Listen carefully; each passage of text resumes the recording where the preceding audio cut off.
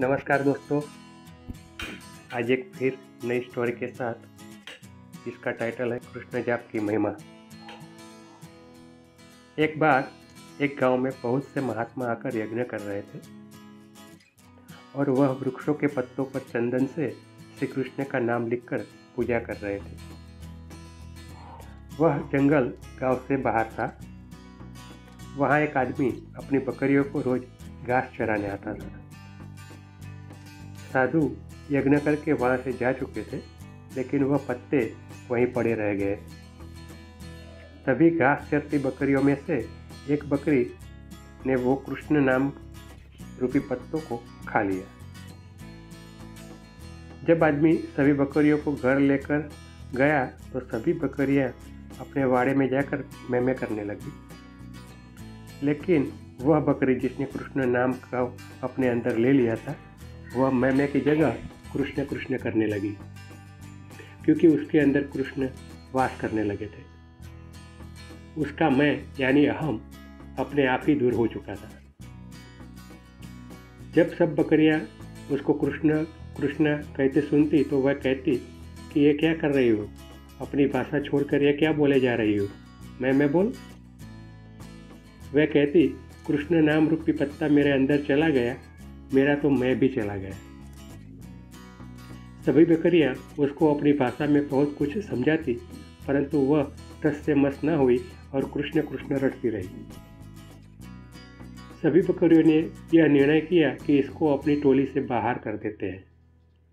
वह सब उसको सींग और धक्के मार मार के वाड़े से बाहर निकाल देती है। सुबह जब मालिक आया तो उसने वाड़े से बाहर देखा तो उसको पकड़कर फिर अंदर कर दिया, परंतु बकरियां उसको फिर सींग मारकर बाहर कर देती हैं। मालिक को कुछ समझ नहीं आया, यह सब इसकी दुश्मन क्यों हो गई है। मालिक सोचता है कि जरूर इसको कोई बीमारी होगी, जो सब बकरियां इसको अपने पास भी आने नहीं दे रही। वह सोचता है कि यह न हो कि ये बकरी के कारण सभी बकरियां बीमार हो जाए। वह रात को उस बकरी को जंगल में छोड़ देता है। सुबह जब जंगल में अकेली खड़ी बकरी को एक व्यक्ति जो कि चोर है वो देखता है। वह उस बकरी को लेकर जल्दी से भाग जाता है और दूर गांव जाकर उसे किसी एक किसान को बेच देता है। किसान जो कि बहुत ही भोला भाला और भला मानस होता है, उसको कोई फर्क नहीं पड़ता कि बकरी मैं कर रही हो या कृष्ण कृष्ण। वो बकरी सारा दिन कृष्ण कृष्ण जपती रहती। अब वह किसान उस बकरी का दूध बेचकर अपना गुजारा करता है। कृष्ण नाम के प्रभाव से बकरी बहुत ही ज़्यादा और मीठा दूध देती है। दूर दूर से लोग उसका दूध उस किसान से लेने आते हैं। किसान जो कि बहुत ही गरीब था, बकरी के आने और उसके दूध की बिक्री होने से उसके घर की दशा अब सुधरने लगी। एक दिन राजा के मंत्री और कुछ सैनिक उस गांव में होकर गुजर रहे थे। उसको बहुत भूख लगी, तभी उस किसान का घर दिखाई दिया। किसान ने उसको बकरी का दूध पिलाया। इतना मीठा और अच्छा दूध पीकर मंत्री और सैनिक बहुत खुश हो गए।